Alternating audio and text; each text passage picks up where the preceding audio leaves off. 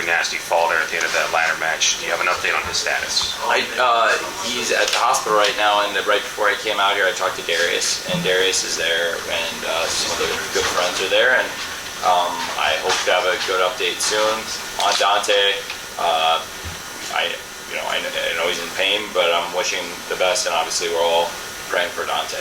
Dante's an amazing wrestler. Obviously, his brother has been through serious injuries and missed time, and we love Darius very much too, and we miss Darius when he was out, and I think Dante will probably be out of action for some time, and look forward to now Darius taking the time to grow and learn from it, but Dante's somebody who's going to be with us for a very, very, very, very long time, and I care very much about Dante, and have gotten to know him a long time since he came up with us through the pandemic, and that one hurt a lot of people in the back, including myself, but it hurt nobody worse than poor Dante, and I just hope he's going to be okay. Thank you. And just to double dip, Sure. A few of the champions tonight mentioned Forbidden Door as a potential match. Does Ring of Honor have a role at Forbidden Door coming up? Well, I can't say all the matches at Forbidden Door for sure, but I do think there was likely be involvement, given that last year, of course, the Ring of Honor World Tag Team Championships were involved, and there was that huge match, of course, with Tag Team Championships on the line, the three-way match. FTR represented Ring of Honor last year as champions, and there has been Ring of Honor involvement in the past at Forbidden Door, and of course Claudio debuted last year at Forbidden Door, so I think there's a good chance that Ring of Honor can be involved in Forbidden Door again, and I also think there's a lot of potential crossovers between AEW and Ring of Honor, and between Ring of Honor and New Japan Pro Wrestling, and of course AEW and New Japan will be at Forbidden Door. Good chance Ring of Honor could continue being involved again this year too. Thank you. Tony, today's Salcedo Instincts Culture. So I wanted to ask you kind of a two-part question here, but El Hijo del Vikingo, first and foremost, I want to get your personal reaction, as a fan getting to see that match between him and Kenny Omega, and then also how you felt about his match today with Commander. It was a great match tonight with Commander. It was a great way to start an awesome pay-per-view. They started out with a bang, and it was a great match as we expected. I look forward to hopefully both of them being involved in the near future. Vikingo, great match also with Kenny Omega, truly a dream match. And I know there was a high anticipation going into that match against Kenny Omega, but I thought they delivered on very high expectations, and also I thought it really helped draw an audience for the show, and I also look forward to hopefully working with him again in the future. Of course, Commander also will be with us again on Wednesday, wrestling against Sammy Guevara, which should be an awesome match in New York on Wednesday.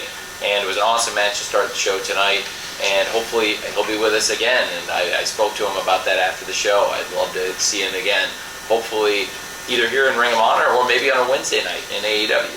So I look forward to that. I think there's a good chance again in the very near future. Thanks for asking. Bill Pritchard, WrestleZone.com. Going back again to some upcoming Ring of Honor events, do you have any news on maybe when Ring of Honor is coming back to LA, maybe at a venue like this, or maybe the Globe Theaters down the street? Well, there's a lot of great venues, and I definitely would love to bring ROH back here, and for AEW and ROH. I think this is such a great market for pro wrestling, and it's been great for us.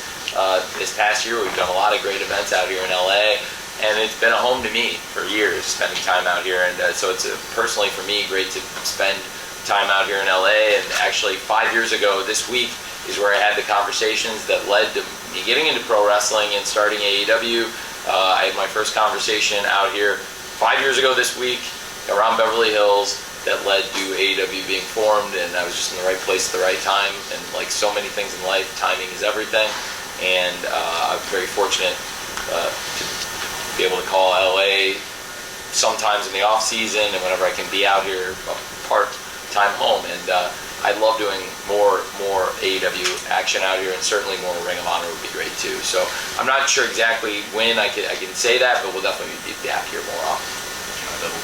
I see a lot of, no, it's good.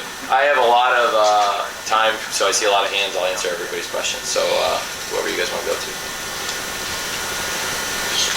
You mentioned earlier, Mike Rowe, LAX. Yeah. You mentioned earlier that there were a series of highs and lows on the show by design.